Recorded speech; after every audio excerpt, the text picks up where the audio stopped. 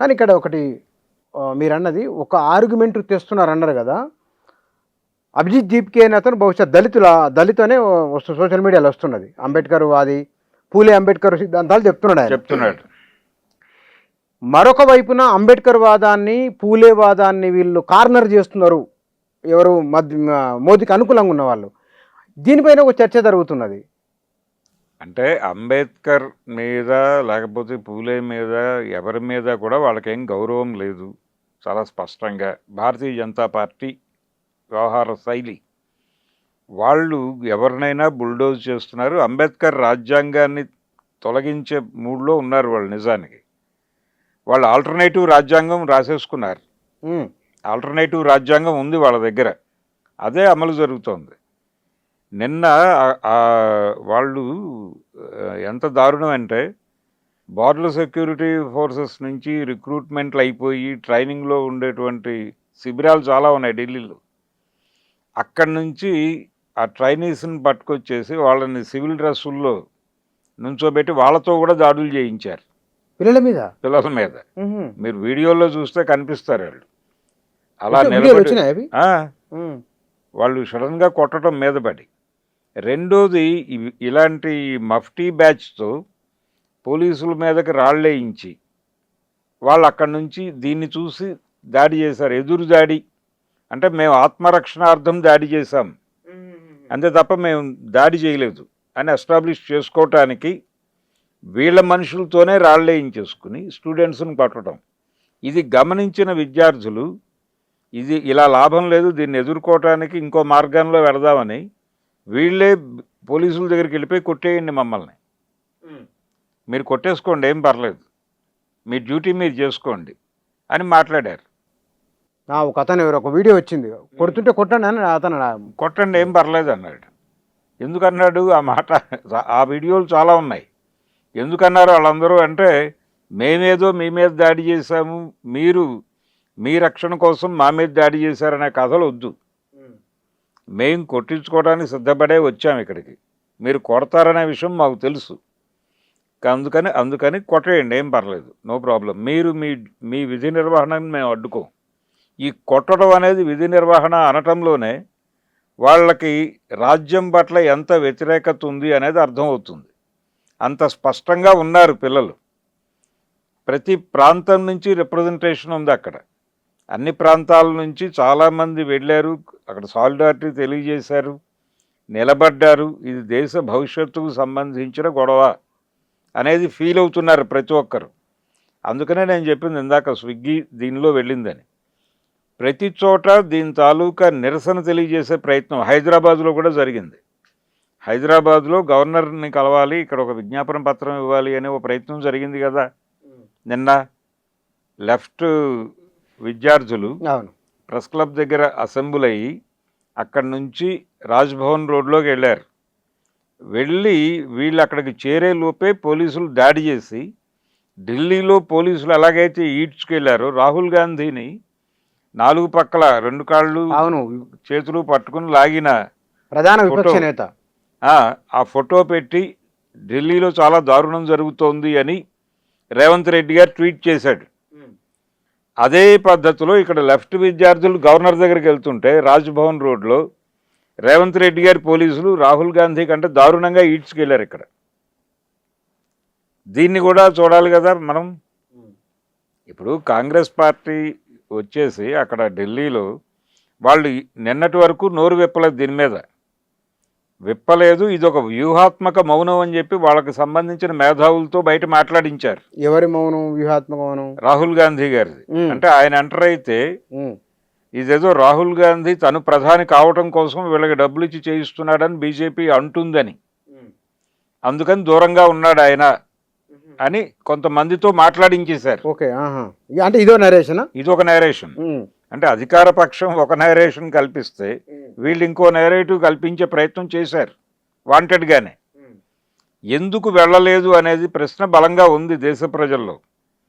వెళ్తే తప్పే ఉంది. ఇప్పుడు ఏదన్నా అక్కడ ఒక ఉద్యమం జరుగుతోంది, ప్రజలు వచ్చారు, స్టూడెంట్స్ వచ్చారు, మాకు ఈ ప్రాబ్లం ఉందని గొడవ చేస్తున్నారు.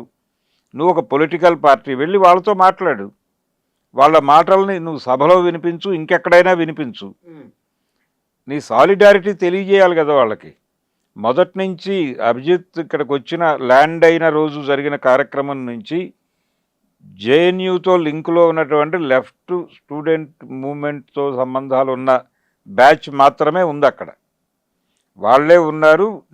బేబీ కావచ్చు, లేకపోతే బృందాకారత్ గారు, ఇలాంటి వాళ్ళు వెళ్ళారు. సిపిఐ సిపిఎం వాళ్ళు ఉన్నారు, వెళ్ళారు, మాట్లాడారు, మేము ఉంటాం మీ వెనకాల అని చెప్పారు. మొన్న కూడా ర్యాలీలో ఉన్నారు కదా వాళ్ళు. ఉన్నారు. హైదరాబాద్లో జరిగినప్పుడు కూడా లెఫ్ట్ ఆర్గనైజేషన్సే పార్టిసిపేట్ చేశాయి.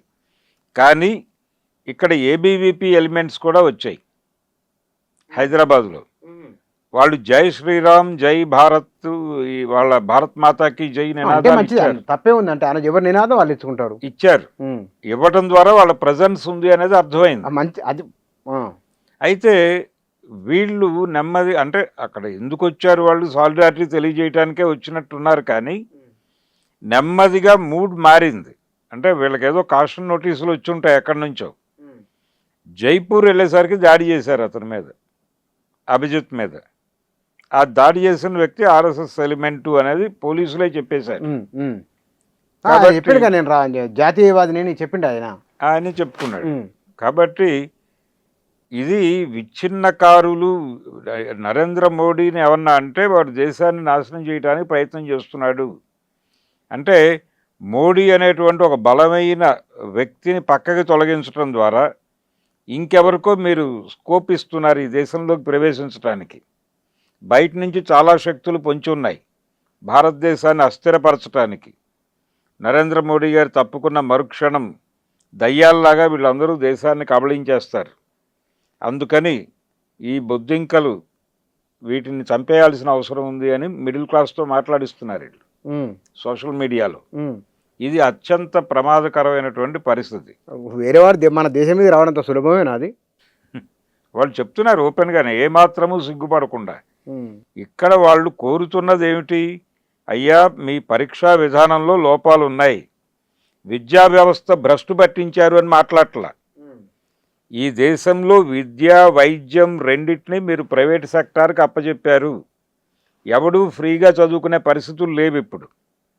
అంటే ఈ మధ్య కాలంలోనే చూసాం, రేవంత్ రెడ్డి గారు 22,000 స్కూళ్ళు మూసేస్తారంటున్నాడు తెలంగాణ. మూసేస్తాను అనలేదు ఆయన, ఆన్ రికార్డ్ ఎక్కడ లేదు అనలేదు ఆ మాట. అదే బయటకు వచ్చిన మాట అయితే అది ప్రచారం జరిగింది, ఎందుకు జరిగిందో తెలియదు కానీ ఆయన ఆ మాట అనలేదు. అయితే దానిలో వచ్చిన నెరేటివ్ ఏంటంటే, మేము ఇంకేవో హై అండ్ స్కూల్స్ పెడతాము అని చెప్పారని. ఈ హై అండ్ స్కూళ్ళు 10 ఊళ్ళకు ఒకటి పెట్టి, అంటే ఇక్కడ ఇది రావడం లేదు అనేది, అంటే అవుట్కమ్ ఏం కనిపించడం లేదు, మేము ఖర్చు పెడుతున్నాం. కానీ అంటే బయట టీవీ ఛానల్స్లో 1, 1, 2, 2 అని అడ్వర్టైజ్మెంట్స్ వస్తూ ఉంటాయి కార్పొరేట్ స్కూల్. ఆ మోత ప్రభుత్వ పాఠశాలల నుంచి వినిపించడం లేదు. కాబట్టి మీరు పోటీలో వెనకబడ్డారు. అంటే ఒక మాట ఇక్కడ మీరు చెప్పండి, మీరు చెప్పి నాకు అడుగుతాను. వెనకబడుతున్నారు కాబట్టి ఇది మూసేసి వేరే స్కూళ్ళు ఏవో పెట్టి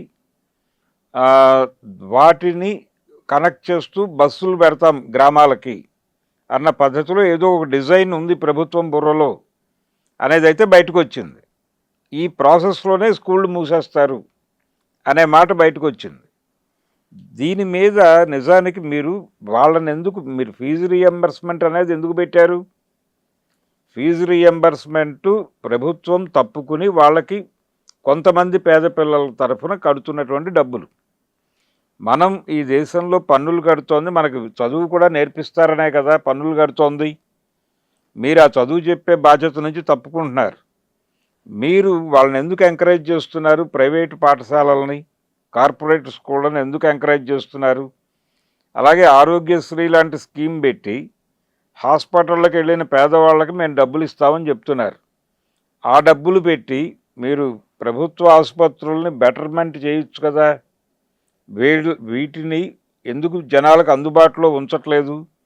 ఇక్కడికి వెడితేనేమో మీ జబ్బుకి తగినటువంటి వైద్యం మా దగ్గర లేదు, మీ జబ్బుకి తగిన వైద్యం అక్కడే జరుగుతుంది, మీరు వెళ్ళి అక్కడే చేయించుకోండి, ప్రభుత్వం డబ్బులు కడుతుంది అని ఎందుకు చెప్తున్నారు?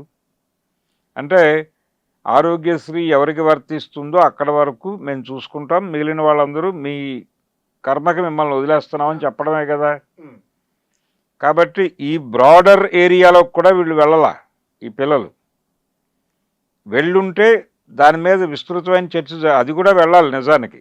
ఒక అడుగు ముందుకేసి విద్యారంగం ప్రైవేటైజ్ చేయటం తప్పు, వైద్య రంగాన్ని ప్రైవేటైజ్ చేయటం తప్పు అనేది మాట్లాడితే అంటే ప్రజలకు తెలియని విషయాలు కావు కదా ఇవన్నీ. ప్రతి తెలిసినవే. కుటుంబము ఇవాళ విద్యా వైద్యం మీద ఖర్చు పెడుతున్నది. వాళ్ళ పేదరికానికి కారణమే ఈ రెండు అతి ప్రధానమైనవి. భయపడుతున్నారు. మరి భయపడినప్పుడు మరి ఎందుకు మాట్లాడట్లేదు, ఎందుకు చెప్పాలి?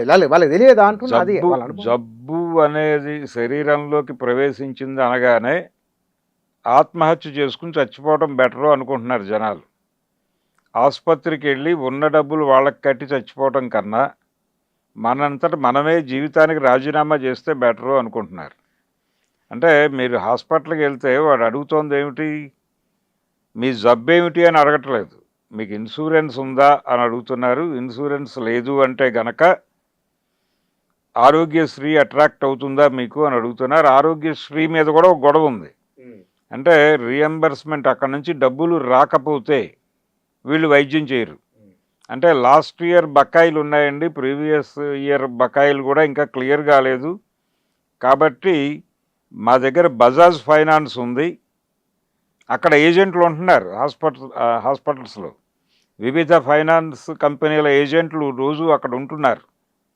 ఉండి మీకు సిబిల్ బాగానే ఉంటే కనుక వాళ్ళు లోన్ ఇస్తారు, మీకు పర్సనల్ లోన్ ఇస్తారు. ఇంకా అదో రకమైన అది ఉన్నది. కరెక్ట్. అది ఈఎంఐ కట్టుకోండి వాళ్ళకి, మేము వైద్యం చేస్తాం. ఈ పరిస్థితిలో ఆసుపత్రులు తయారైనాయి.